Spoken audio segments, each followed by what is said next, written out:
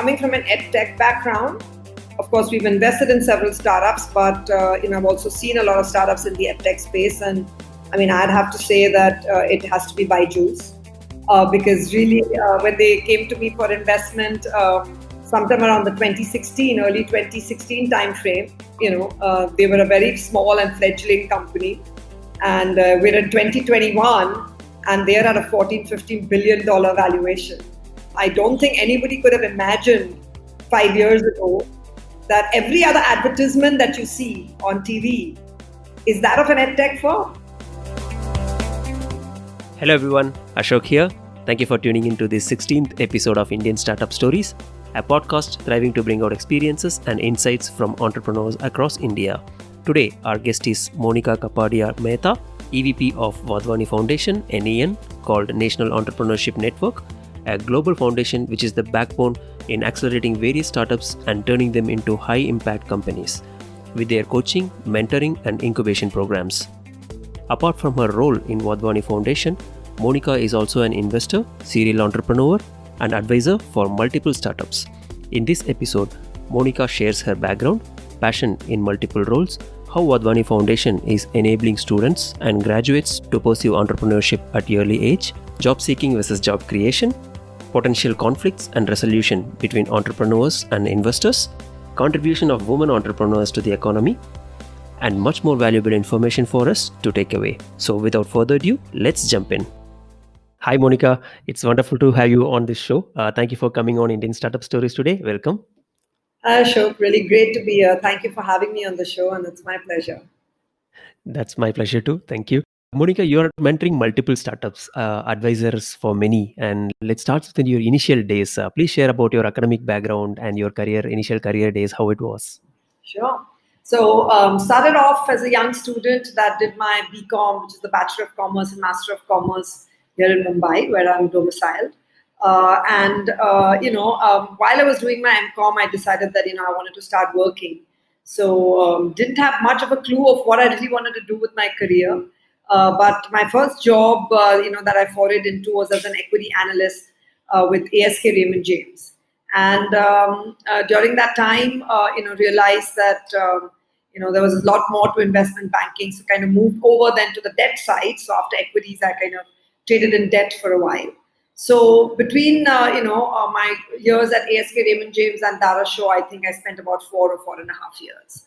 And after that, I decided that, maybe investment banking is not exactly what I want to do. So I decided to go and grab an MBA in the US. And I was studying at Thunderbird in Phoenix, Arizona. And it was a global MBA. So it really gave me insights into not only, management concepts, but I realized how fun learning can be. And for me, my experience in India during my undergraduate and graduate years of education were not as, they were very enjoyable outside of the classroom, but I felt like the learning had been minimal. But I really enjoyed my time in the US study. So I decided to come back and decided to go into the entrepreneurial route and become an education entrepreneur for the first 9 years, because I really wanted to bring back the best practices from the US and really wanted to see how I can make education as a journey more enjoyable for students here. So when I came back, I was an education entrepreneur for the first 9 years, and that's how my journey began. Okay, that's a great start and a great thought process as well. Nice, wonderful. Please talk about the company Wadhwani Foundation, the NEN within that, and how it helps people, companies, and must-know information for people about the foundation too. Absolutely. So Wadhwani Foundation is, our founder Romesh Wadhwani's endowment, which he wants to use towards job creation. So the vision of the foundation is job creation. He himself has been a successful tech entrepreneur of Indian origin, but based in the US in the Bay Area, and has had many successful tech companies to his credit. His tech companies are called the Symphony Technology Group. And having been a successful tech entrepreneur, he realized how fun and empowering an entrepreneurial journey can be, but at the same time, how challenging it can be, right? And very often, you're a single person, single founder. It's a very lonely journey. You can really be very lost if you don't have the right kind of support, mentoring, know-how, all of that, right? And with that in mind, he set up Wadhwani Foundation to service to entrepreneurs by supporting them in their journey. And he believes that entrepreneurship is the best way to create jobs. And in a country like India, I think, job creation is so important, because if most of our population is job seekers, then we will not really be able to create jobs. So the more people that decide to get into entrepreneurship as a journey and decide to really, create young startups or young ventures. So that is really the genesis of Wadhwani Foundation and why it was set up and what our founder wanted to do. So at Wadhwani Foundation, we have several initiatives. I will just talk a little bit about the others before I come to the one that I lead and what we do. One of the ones is Wadhwani Advantage. This is a program that supports young, small and medium-sized business to really, scale through a consulting kind of program where we handhold and support them and really help them to understand where their gaps are and how we can help them scale. The other one is Wadhwani Opportunity, where we really, it's a skilling-based program, and we've got a lot of different programs that help students through both soft skills as well as hard skills in various domain spaces. We work closely with several state governments and the NSDC to deliver these programs to the absolute bottom of the pyramid. Wadhwani Venture Fast Track is another program we have, where we support young and growth stage ventures through incubators and accelerators. So these are incubation and acceleration programs that we have, both directly as well as ones where we run them through other incubators and accelerators. And then there is a Wadhwani NEN, which is the National Entrepreneurship Network, which is the one that I lead. And the National Entrepreneurship Network is our oldest and our legacy program that began in 2005. Here, the aim is to inspire lots of young students across the country. Now, of course, we are also globally in about 16, 17 countries. But coming back to India, the aim is to pan-India inspire young students who are currently in college but are about to graduate, and kind of get them excited about, like I mentioned earlier, about taking up entrepreneurship as a possible career option as opposed to being a job seeker, being a job creator. So towards that effect, then, we have two courses that we run through colleges. One is the foundational course and the other one is the advanced course. And both these courses are a semester long. And we run these in about 100 colleges across India, including some IIMs and IITs, but also with tier 2 and tier 3 colleges in smaller cities across India. So we have a pan-India presence. We have about 15 to 20,000 students that go through our programs today per year. And of course, we hope to scale them in the future. What we really do is, while the course is being run by the college faculty that we train, and they use it through our LMS, through our technology platform and our content, we also have a very strong 360-degree support program that we help students with. So when they start this course, they start with what we call a practice venture. The course is not theoretical. You actually have to start a venture, and you have to have 2 or 3 co-founders when you start our program. And we handhold you through the entire journey of entrepreneurship and tell you how to ideate to how to create a minimum viable product in our foundational course. In our advanced course, we then take them from our minimum viable product to a real venture. So when you finish our 2 courses, you actually have a real venture with real revenues, real customers. We actually handhold you through that. So while all of that happens in the classroom, our 360-degree program involves masterclasses, expert intervention, booster clinics, everything we can do to really support and handhold the student to be as successful as they can be, and and have sustainable ventures beyond the time they are with us. We also have a very, very strong Mentor Connect program, so that while students are going through this journey, one of the things that I again mentioned earlier is that it can be a very lonely journey sometimes, when sometimes you're looking to get an answer to some questions you might have, or you're not really sure which way to head. You're kind of stuck at a junction, and you need a mentor to really help and support you in trying to figure out what's the best path forward, or give you some advice. And so our Mentor Connect program really helps our students to connect with mentors that we have on an app, and get time with them and really speak to them and get advice on some of their issues, challenges, future thoughts that they might have for their startup. So this is how we help students to come up with real ventures. And last but not the least, then the last part of it is our ecosystem development program. So beyond the time that they finish this course with us, we want to make sure that we help them with either funding or help them with incubation, or help them to really continue to their path. So we have a lot of ecosystem partners like AWS, RuPay, and Razorpay. So we really help them to kind of, or rather, let me say, we really handhold them to ensure that even beyond the time that they're with us, they get funded, incubated, and supported in having a successful venture. Wonderful. That's a massive objective and a huge vision, actually, to starting with the initial advantage or opportunity for students, or be it early startup founders with venture fast track along with mentor connects. Wonderful objectives and a great thought process. Let's take a bit by bit. You are in various role. You are performing as an angel investor, as a mentor, and also core into edtech. So, as an angel investor, when you discuss with startup founders having new ideas or products, what are the qualities you look for, and what are the priorities that goes into those discussions? So whether I choose to come on board as an advisor or a mentor to a startup, or whether I choose to be an angel investor on the startup, I think my excitement is in funding and supporting very early stage startups, right? So pretty much at that time they have started with an idea, they've kind of come up with some kind of a minimum viable product. Maybe they have their first initial revenues, right? And at that time, it's hard to predict where the company is going to head. So for me, the most important aspect of any company that I choose to work with or choose to invest in is the team. I think that is critical for a very young startup. In many cases, it's a single founder, but in several cases also these are co-founders. Just trying to understand whether between them they cover all aspects of what a startup needs to be successful, just in terms of attributes and strengths. If not, whether they have team members that bring in those attributes. So I've seen oftentimes, all the 2 or 3 co-founders are techies, right? So technology is covered, right? But sometimes they don't have an understanding of business development, or sometimes they don't have an understanding of what the market opportunity looks like. They're just in love with their product, but they haven't thought through all the other aspects.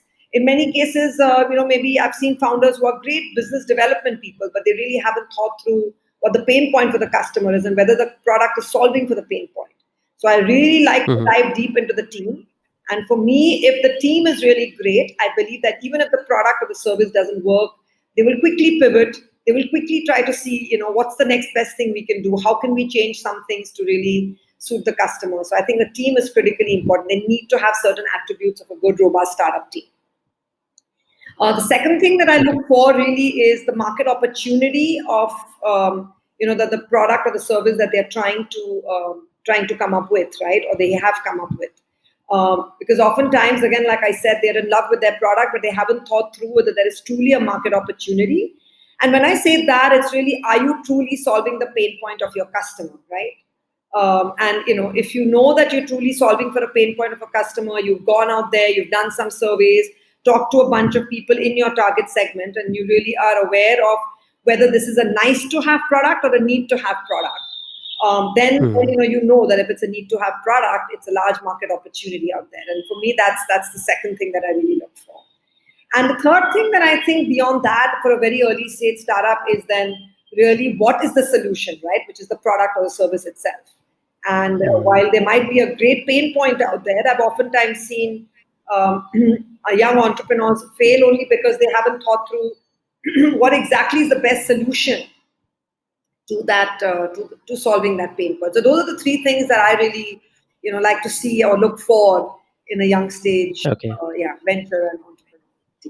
Okay, very precise. Yeah, though hardcore techies actually do a lot of startup, but there is always a gap when it comes to go-to-market strategy and how they take in terms of prioritization, sales and marketing and stuff.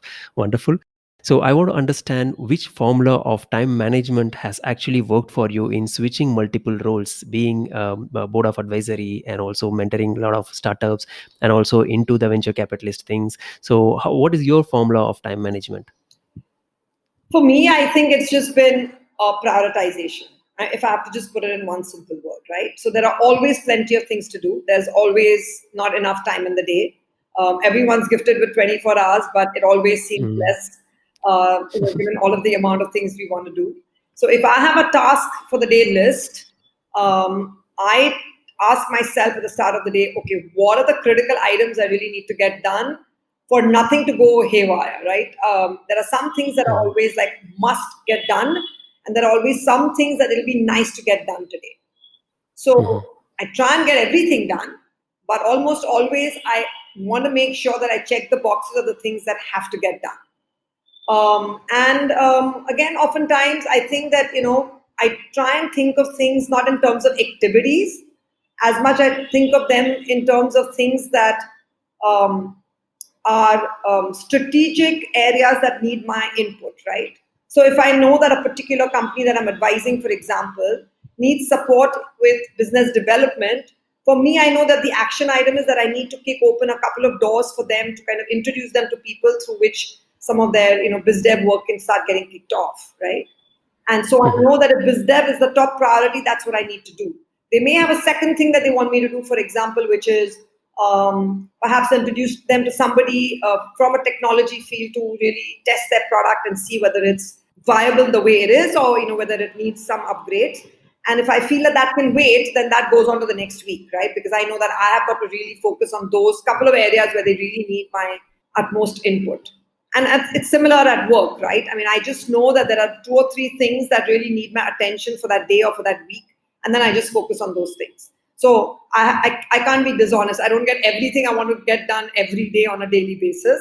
But I definitely get done what are the most important things that I need to get done for that day on a daily basis.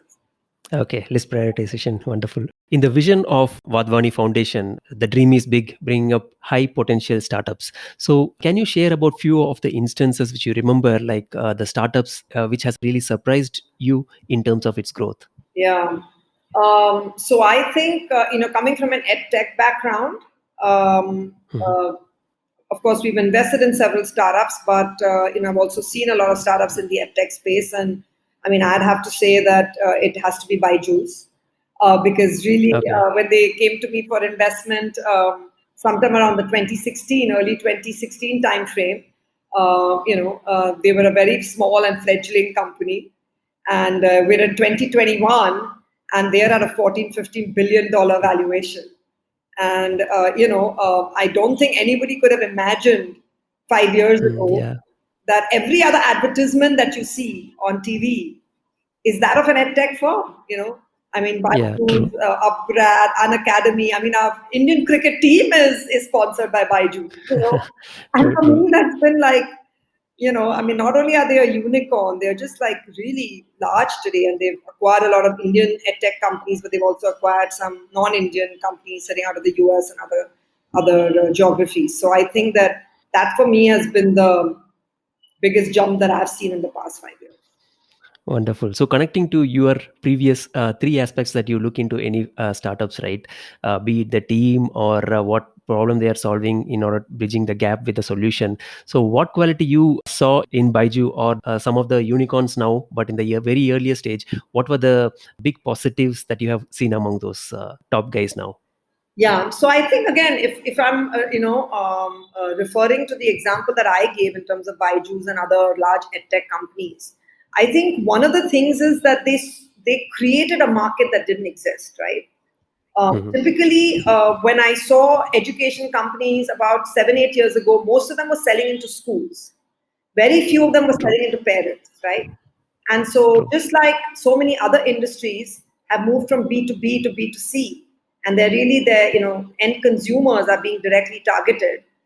That is what a lot of these new age EdTech unicorns started to target, right? They targeted the parents directly, and they started to directly address the parents with their needs. White Hat Junior is another example, right? I mean, it's a coding boot camp and teaches kids coding, but really, reaching out to the parents saying, I believe that your child will be left out if you do not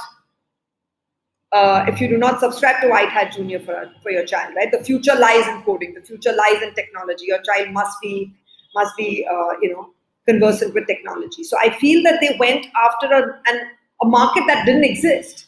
Like there was no competitor to White Hat Junior when they started. There was no competitor to BYJUs when they started and talked about curriculum online, right? That their kids could avail of after school. We had the tuitions, but these were all offline. And they went after a market that didn't exist.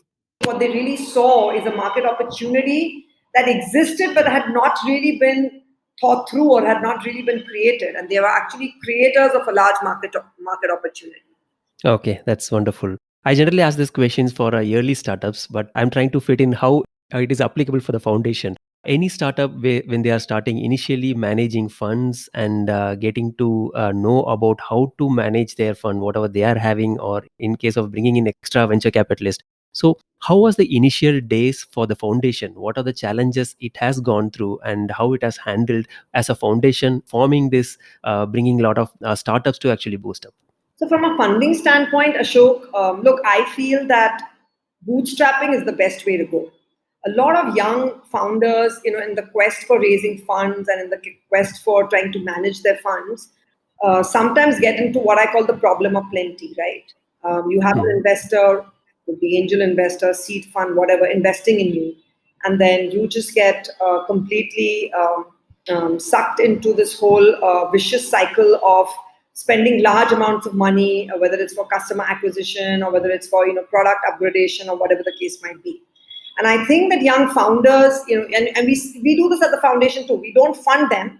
We support them with getting funders to fund them. But we always explain to them that bootstrapping and managing your funds well is a very key concept that they need to learn very early on. Because there are always 15 things you want to spend on as a young founder. And obviously, there is less money than what you want always, and there is many more things you want to spend on. But again, it comes back to prioritization, right? You know that for your 100 rupees, what is the best bang for the buck that you can get? Where, when you spend that 100 rupees, can you get the most out of it?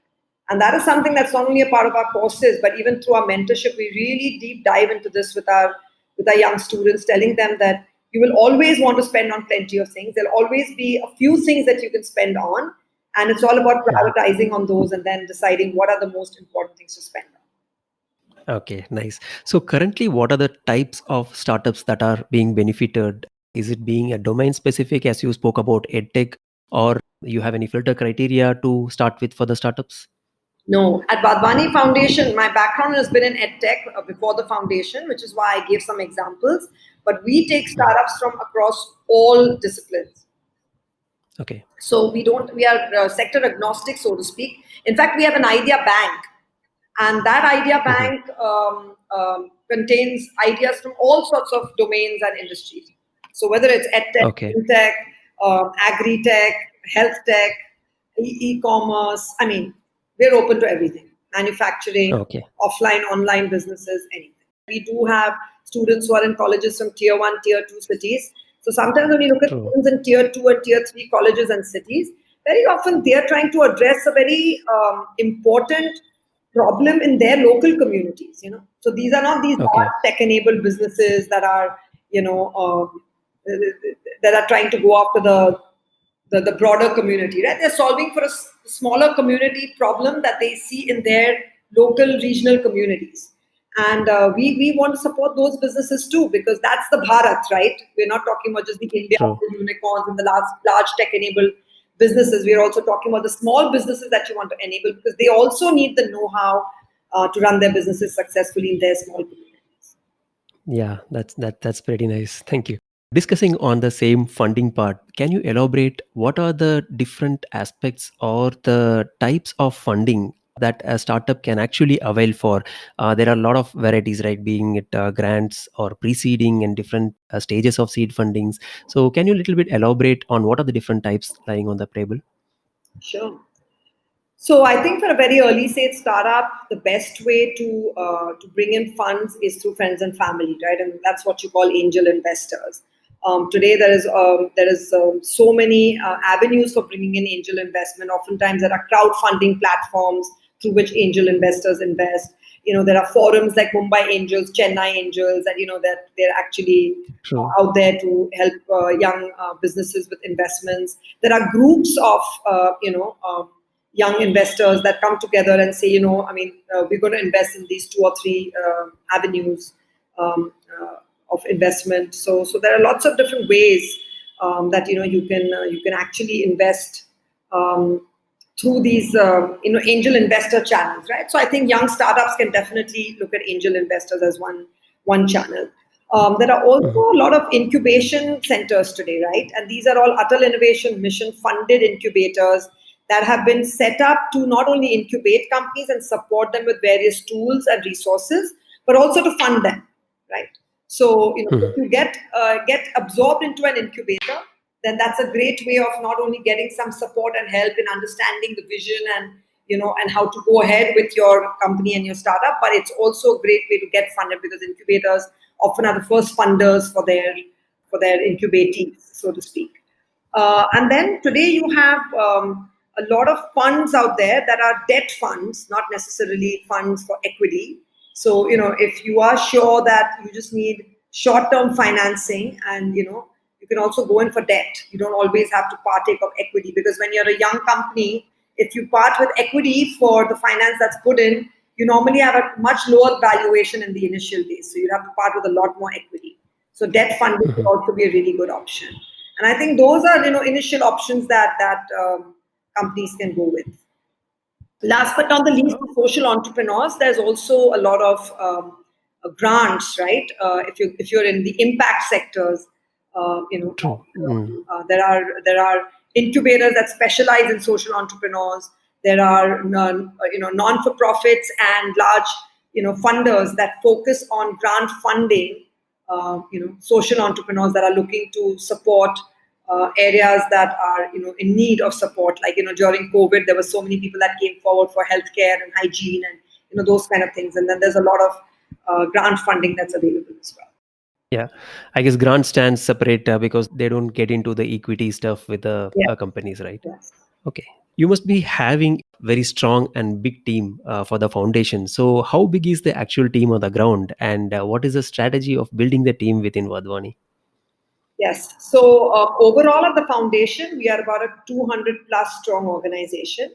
The National Entrepreneurship Network that I lead, in India, we are about 17 people at the India team level.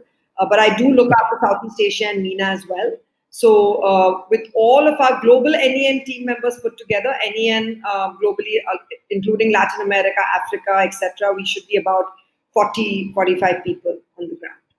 Wonderful. As an advisor, what is that you feel when a company should go for an IPO? Some may start thinking very early stage with a lot of fundings backed by the VCs. So from your point of view, what is that one recommendation in terms of be it a timeline or any target that they have achieved with a lot of customers? So what's your take on that? Yeah. So IPOs, are not that easy to come by, right? I mean, you only want to go IPO when you've reached a certain level of revenue, when you've reached a certain level of traction in your business. Because unless you're of a certain size, liquidity becomes really hard, right? On the stock exchanges and the bourses. So I would say that there are obviously 3 or 4 ways of exiting a business, right? One is, of course, when large VCs have backed you, they want an IPO so that they can exit, because otherwise they don't have a way to exit. And oftentimes there are larger VCs or strategic buyers that also want to buy off the business if that is of strategic value to them, right? If the business you're running is of strategic value to them. So I think IPO is definitely one way of looking at an exit or of enhancing your business value. But I think that there are other ways, and it all depends on what size you are, what size you reach, and oftentimes what kind of understanding you've reached with your investors, because oftentimes investors have already put that in to your documents when you sign them, saying that they will take you to an IPO when they feel the time is right, and in that case you don't have a choice but to go with it, right? But ideally speaking, I think you would weigh options before deciding IPO, depending on what is the best value for you for your business. Okay. On that same line, when you said that there will be terms, sometimes it says that this is the time business thinks that they should go for an IPO. Many founders and VCs, generally they'll have different kinds of opinion, and founders may want to actually hold on for the product to go really big and not ready for IPO. Can you share some instances that you've seen? What are the crucial conflicts that have come with the founders and the VCs, and how are they handled, be it in terms of a clause and terms? Yeah. So, on a broader level, Ashok, I'm going to start by saying that really good quality, prudent investors leave it for the entrepreneur to run the business because they know that he or she knows best as to what's going on the ground. And while they do Okay. advise at the board level, they do give some suggestions, they do support the entrepreneur in whatever ways they can, they leave it for the entrepreneur to really run the business, or the co-founders, if there are more than one, to run the business. And they are prudent enough to not really interfere, right, in how the founder should run the business. But, oftentimes I think that, founders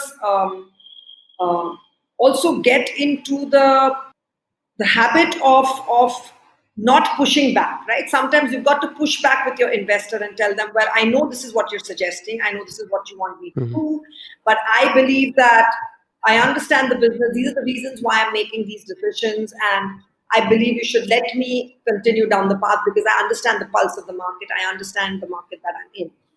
The other kind of conflicts, obviously, that is about running the business, the operation side of the business kind of conflicts, right? And how you can solve them. But obviously, then there are the conflicts that arise from exits, conflict that arise from new rounds of financing, and where there's been an understanding, but the promoter wants one thing, the investor wants another. And I'm going to say that I think a lot of this is dependent on market dynamics. So, for example, in the past 1 year or 1.5 years, we've been through a pandemic year, right? So many things changed. Nobody was aware that this is going to happen. It came as a surprise to a lot of people. Nobody had planned for this contingency, right? So I think investors have to understand, and founders have to understand too, that conflict resolution is a really important piece of this, to not destroy the business. Because if things didn't go as planned, it's not because the founder didn't do well, or it's not because the investor wasn't supportive. It's just because there were macroeconomic factors that were in nobody's control. So I think conflict resolution through arbitration, or through just an intermediary that can really help the two sides to kind of come together on the table and say, well, okay, there's a conflict either on the exit side, or on the new round financing side, or on the valuation side, or on salary for the promoter side. It could be so many areas of conflicts that I've seen, right? But it's all about conflict resolution. Because once the investor-entrepreneur relationship gets soured, it's really hard for work to happen. And then everything gets derailed into conflict as opposed to the focus being on actually growing the business. So if both people really want the business to grow and want the focus to be on growing the business, then it's important to keep the conflict in a space where you want to resolve the conflict as opposed to get into a full-blown war. That's what I feel. Okay, that's wonderful information. Moving on to certain aspects of advisors, right? Because you are being advisor to many boards. What are the general responsibilities that come in being an advisor for a company? Sure. So in the role that I've played as an advisor, and most of these have been very young startups again, Ashok. So I'm not going to speak for large growth stage startups or large companies. I'm going to speak for young startups where I've worked. Pretty much every area that you can imagine is the help they need on, right? And it depends from founder to founder. So I have supported founders, like I said, if they've been a bunch of technology, geeks who really understand technology well and have built out a beautiful product. It's often been on the human resource side to bring in other people who can balance out their skills, and can bring in more business development, finance, quant-related skills. Oftentimes, I've seen founders who have got great business development skills, and I've brought in experience and expertise on the technology side, or on the, again, on the finance side. There are oftentimes teams that are really good with, fundraising, the finance, the valuation, and all of those things. They've got a good, consulting and consulting and finance background, or sometimes an investment banking background. But they do lack skills in, identifying the market opportunity, really figuring out who the customer is, what the pain point is, and whether they're really going after that in the right way. And so I've helped on those sides. So everything from human resource to finance and fundraising to marketing and business development, to technology. I mean, these are all the different kinds of areas that I've supported startups with. And, an advisor's role at a young startup age and stage can be anything.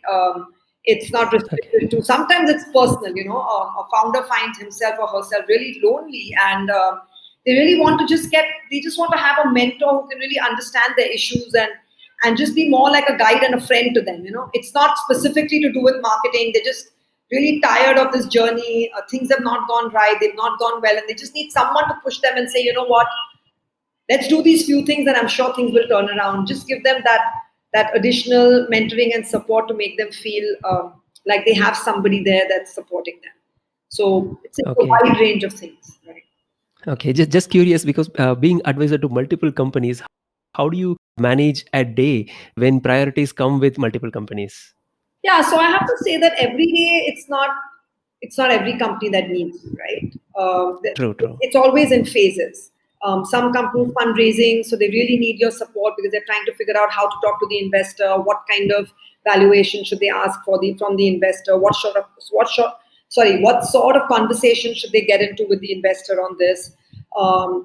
Another time, a company is launching a new product, and when they're launching a new product, they want me to support them with, okay, so what do you think is the best marketing strategy? We have a digital marketing firm, and they've given us this plan. Do you think we should do X or we should do Y? But in general, what I've noticed is that it's rarely been a situation where all of the companies are needing my time all at the same time. And when those things happen, then I have 2 or 3 sleepless days, right? I mean, it's just like I'm literally sleeping and surviving on, maybe 4 hours of sleep. So those times do come, but those are few and far between. Most of the times I know that this company is going in for a fundraise, and this week this is a priority. So if I'm having like a full-time position like I do at Wadhwani Foundation, and I'm mentoring and advising 4 or 5 young startups, and I'm an angel investor on one startup, between all of that, I normally am able to manage my time well, knowing who is the priority for that week. And it's rarely happened that all of them come in as priorities. And when that does, I just compromise on sleep. Okay, makes sense. Yeah. So now Wadhwani Foundation National Entrepreneurship Network, it is huge now. Just wanted to recollect on how it was earlier. What was the first moment of relief when you have started Wadhwani NEN since the inception? Is it from any customer success, be it bringing up a small startup, or what was the first moment of relief? So I think in 2005, when Wadhwani Foundation first began, and I wasn't at the foundation then, but from what I understand from my predecessors and people who've been with the foundation since the inception, is that initially in 2005, entrepreneurship in India itself was not a concept very well understood, right?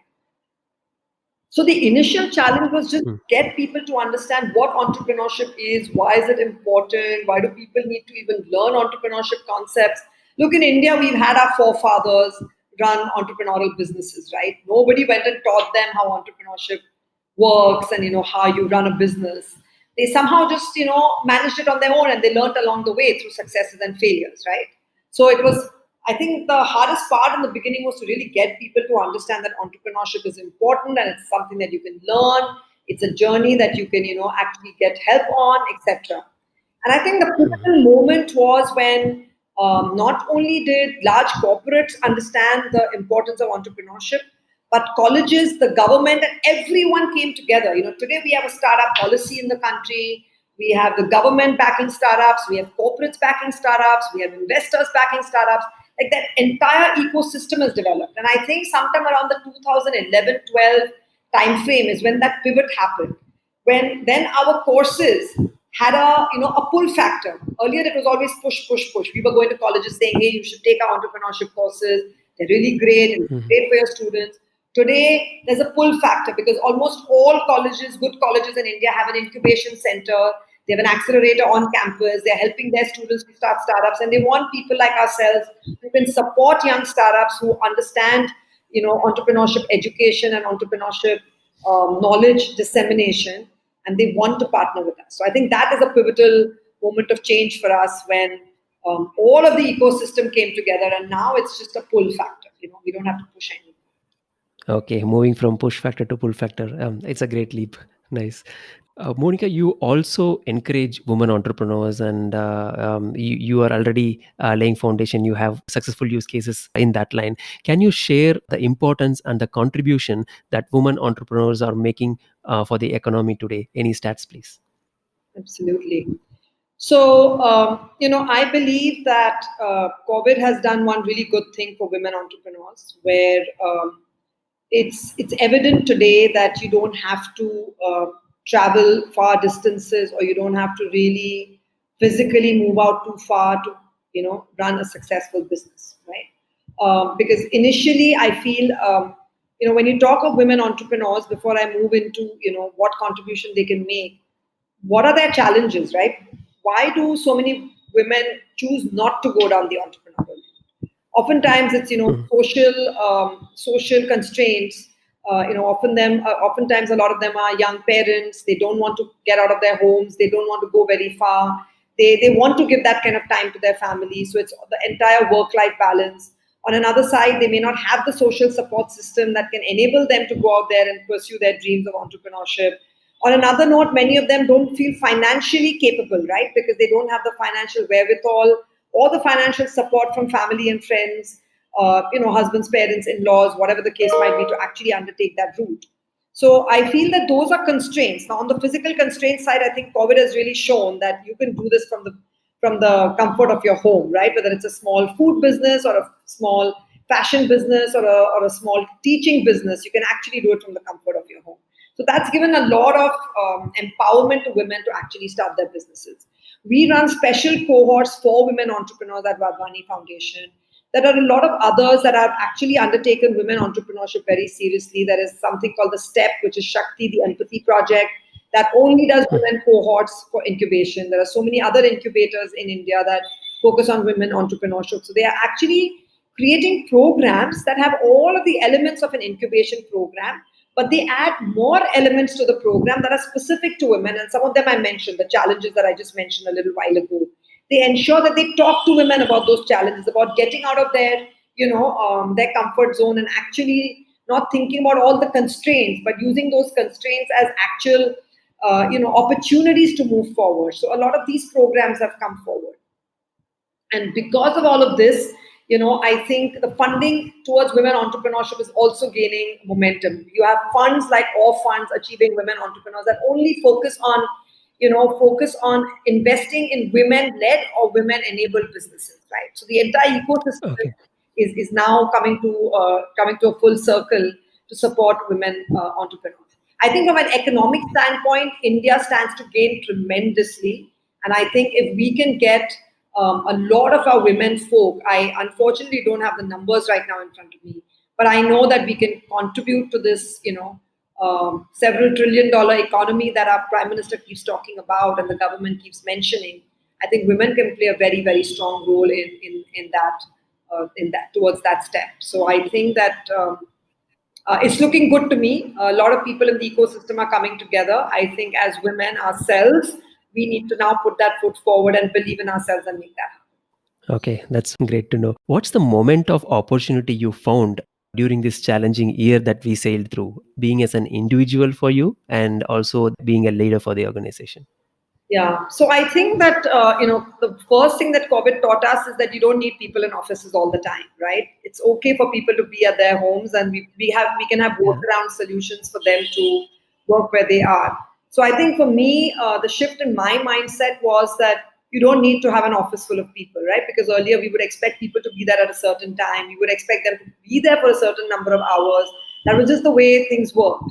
I think the biggest mindset shift was that, as long as he or she is delivering on what we need them to deliver, it really does not matter whether they worked at 9 a.m. in the morning or 3 p.m. in the afternoon. As long as they can balance their lives and still get what needs to get done for the foundation and for the team, it's good enough, right? So for me personally, as a leader, that was a mindset shift that, I was very flexible with the team about how they wanted to spend the day, what they wanted to do. But I also realized as a leader that COVID brought about this immense need for anytime, anywhere working, right? Because at least in office, when you left office at 6:30 in the evening, it was like there was a change in mind that, okay, I'm now going home, and so I'm expected to not be in office and working. But because it was all work from home, everybody started working pretty much 10 hours a day. So we decided, the boundary has disappeared. Yeah. So we decided to bring in 1 day in a week. Like Thursday was no call day. So nobody was expected to be on any team calls. Those were days when, you could do a personal errand, you wanted to do just emails, you wanted to do whatever you needed to do to, kind of calm your life and bring it back to some kind of because Monday, Wednesday, Tuesday, Wednesdays, and Fridays we would have calls from 9 a.m. to like 7 p.m. We don't even have like a break for lunch sometimes. So we decided to put in a break lunch, a break for maybe half an hour for just refreshments and tea in the evening, just so that we have put in that into people's calendars. Otherwise, the calendars are open and people are just pushing in calls through the day. So just about how to bring out that life balance, we kind of came up with some ideas. Okay. Now calendars are getting filled because we don't have that commuting hours. So extra hours for work is also there. Any instances of mistakes that you have done so far? And if yes, what are the learnings you felt that it is more valuable than compared to the smooth sailing days? Yeah, so many failures that I can think about right through my career. Um, I think from my investment, the investment part of my career made a lot of mistakes in investing in the wrong companies. Mhm. A lot of them have either shut down or we were not able to get the desired valuations on exits. And I think the biggest learning there has been the quality of the founder, which is why when you asked me what is the top 2 or 3 things you look for, in a startup team when you either want to invest or you want to advise and help the startup, and I said team is the most important. I think the biggest mistakes I've made have been surrounding identifying the right founder, spending enough time with the founder to really understand what drives the founder, whether they're the right people to back, right people to invest with, right people to spend time supporting, right? And all of Mhm. our biggest failures during our investment years, both when I was at Kaizen and at Omidyar Network, have come from not investing in the right founders. And I think that the other thing, again, from my investment standpoint, before I move to my entrepreneurial journey, is really understanding whether there is a market opportunity, and that requires a lot more time and effort. Right? It's not just looking at some secondary research and doing some arbitrary statistical work. It's a lot of data analytics that needs to go into it, right? To really understand that for a product, is there truly a market opportunity out there? It needs you to actually go out there to the market, understand, think through the product. It requires thematic research, understanding whether it's a white space, and if you are creating a market that doesn't exist, does it have future potential? And I think that was a second lesson for me. That was a learning, because we did invest in products that were either ahead of their time or did not have the market that we believed that we had for them, right? Which is why that was the Okay. second thing I said to you when I look for in a startup, that are they really solving for a must-have need? That's really important. Mm.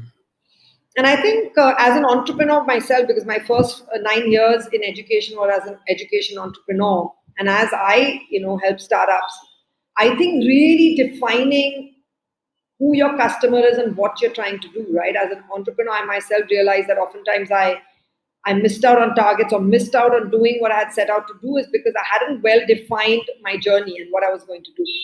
And maybe there I'd like to take the Uber example, because it's easy for people to understand, because most people use Uber, and those that will be listening to your podcast. I think that when it decided, in the early part of its journey, to figure out what is it that they're really trying to do for their customers, when they went in with the current model that they have, it was 3 things that they said, right? They said, you will never need to own a wallet, you will never need to own Mm. a car, and you will never need directions to where you want to go. And so it was very True. clear as to what is it that they were trying to do for their customer. And both as an entrepreneur myself and as I help entrepreneurs on a daily basis, I realize that sometimes there is so much confusion. They want to do everything for everybody. You're in fintech, you want to help student loans, but you also want to help some company, and you also want to help some corporates, and it's too many things, right? So unless you're really Yeah. sure about what are the things that you're really standing for, and then go deep into that and really solve for that problem well. Because if you're trying to solve for 5 problems, you're a young startup with limited money, limited resources, limited people, you can't do everything for everyone. So I really think that True. for me, that's been a really big learning, that if you are not sure about the top 2 or 3 problems you're trying to solve for, and what is it that you really want to go deep into, then you can just get lost in a maze of ideas, because every day a new opportunity comes up as a young startup and you get attracted to it. But you sometimes have to stand your ground and say, no, this looks exciting, but for the next 2 years, I'm going to stick with what I've decided to do, really go deep into the market, acquire my customers, and then maybe it's time to think about the next thing. Okay, yeah, that's very informative. Moving on to the personal side of it, with all these loads lying on your shoulder, keeping you engaged throughout, how do you manage your personal time and how do you keep yourself available for your family? Yeah, that's a really good question. I'm 51. I've now been working for about 29, 30 years. Um, and in those 30 years, there have been many moments of me wanting to quit. Just quit because I feel like I have two children who are now 19 and 22. But at the time that I started, they were very young. And there were many times when I felt like I was not giving them enough time. I've missed so many of my daughter and sons, what you call annual days or sports days, important moments in their lives when you want to be there, Yeah. right? But I think that there are two or three ways that I at least personally balance it out. I think I have a very understanding spouse, and I think that for children, at least as long as one of their parents are always around and there to support them, they manage well. And so we've always had a good understanding in terms of, okay, if one of us can't be there, the other one needs to be there, and we've kind of balanced it both ways. Mhm. And so I think that's been very important in making sure that at least for my family, and when I say family, my kids mostly, one of us has always been there. I've also come to realize, and I've kind of learned to explain as well as convince myself that it's never going to be perfect. So if you're looking for a perfect day, a perfect solution, a perfect situation, it's not going to be there. And I've realized that there are going to be some days when I'm going to have to put family ahead of work, and there are going to be some days when I'm going to have to put work ahead of family. And initially, those were not easy choices to make. Today, it's become very easy. I know at work when I can say, I'm sorry, but I just can't be there. I have something important happening in the family. It could be someone in the family who's elderly and needs healthcare support. It could be kids. It could be a friend who needs support, whatever the case might be, right? Or it could be my personal life that needs support. But I've learned to be able to, after many years, kind of divide that in my head, like, okay, today is work day. I need to be there at work. I need those hours because something important needs to get done. That will derail everything if I don't put in that effort, because sometimes I'm the block, right? I mean, I'm the stumbling block. If I don't put that thing through, then the team can't go ahead with something. But then there are days I will wake up and say, you know what, I'll just write an email and say, sorry, I have something personal come up. I don't think I'll be available today. I need to take a personal time off. And that's it. And I don't feel guilty anymore. So I've had many years of guilt both ways. Oh, I didn't give enough to work today. Oh, I didn't give enough to my family today. And today I think I've come to a point where I live guilt-free, right? Like, I couldn't give enough to work today. Fair enough. I had to give time to family. I couldn't give time to family today. It was an important occasion, but work needed me. Both ways, it's fair. Okay, so it's the experience which is taking decision there. Yeah. Nice. Yeah. Okay, yeah. So for people going through failures, what are your message? People may be trying a lot, trying to push their ideas, making it big. What are your message to them? I think the biggest message I can give them is that when I look back, I feel I learned a lot more from my failures than successes. Because successes make you feel very happy momentarily, right? Because at that moment when you've achieved something, some kind of momentous milestone or a successful piece in your life, it feels great. So, for example, let's say I got a great job somewhere, or I'm running a company and I achieved this great order on something that I was not expected to do, or I achieved a partnership or something. But you never at that moment think about why you succeeded. Rarely anybody stops and says, oh, why did I succeed? How did I get to this point? You just enjoy that moment and then you're like, okay, now I want to go ahead and hit the next milestone. But I think every time I fail, I've stopped to think, why did this happen? Like, what led to this? And then when you think about that whole piece, when you fail, as to what led to the failure, what could have changed things, what could have not enabled you to fail, and what could you have done things in terms of done things differently, that's when you then get to a point where the learning is immense. And so I feel for people who've failed, I always say to my kids as well, it's just a bend, it's not the end, right? So you can just think of it as, one more milestone that you've hit where maybe it was a failure, but there are several more milestones coming in the future which could be successful. And it's just about learning from them, getting up, and being a warrior and moving ahead. Okay, wonderful. Yeah. On that same line, people having big ideas, but they are afraid to begin. What is an important quality that you expect they should possess to move on? Look, I feel entrepreneurship is not for everyone. In fact, in some of the interesting entrepreneurship courses that I've seen around the world, including at Wadhwani Foundation, the first thing that they come and tell you is why you should not be an entrepreneur. Okay. People for whom entrepreneurship is not the right thing, right? It's just like not everybody can be a great sports person. Not everybody can be a great artist. Not everybody can be a great musician.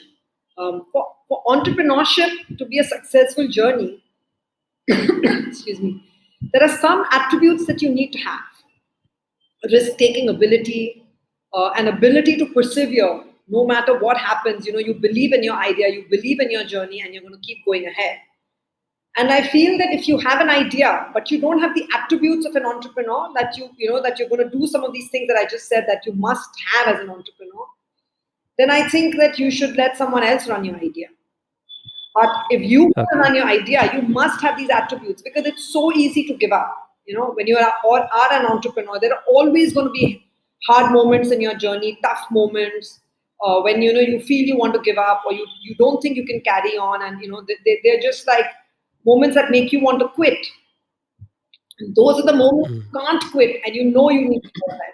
So unless you have that, even if you have a great idea, I would recommend to people that they don't start unless they have certain attributes that it takes to really be a good entrepreneur. Because an idea is nothing if you don't have all the qualities of an entrepreneur that will make the idea succeed. Okay, true. And what is one important quality that you expect that they should always have? I think perseverance and heart. Okay. Yeah, like just a never Okay. say die attitude, just continuous perseverance. Okay, wonderful. I'm moving on to the next segment of this episode, rapid fire questions. Let me just bring on. What's the best thing that happened to you this month? My daughter got an opportunity to work with Zendesk in the US. Okay, wonderful. Nice. Congrats. What's your favorite subject in school? Geography. Okay, that is unique. Which book or article you have read recently and you liked? I read Elon Musk's book on his journey, and I think that was really rewarding for me, because it helped me to understand, although I'm into the space of education, that how education not necessarily leads to success, right? I mean, it's one part of what might lead to success, but oftentimes your journey as a young child and as a young adult is what can lead to success. So I just enjoyed that. Okay, wonderful. If you want to go back and change one decision in your entrepreneurial journey, being an angel investor and other roles that you're performing, what would that decision be? I should not have quit as an entrepreneur after 9 years and become an investor. I think I should have just continued on that journey. Okay, okay. What time you sleep and wake up in the morning, and how does your first few hours of morning look like? Sleep normally around midnight. Wake up at about 6:30, and first hour is always dedicated to some kind of physical workout. Could be yoga or like a walk or a run or something, some kind of physical workout.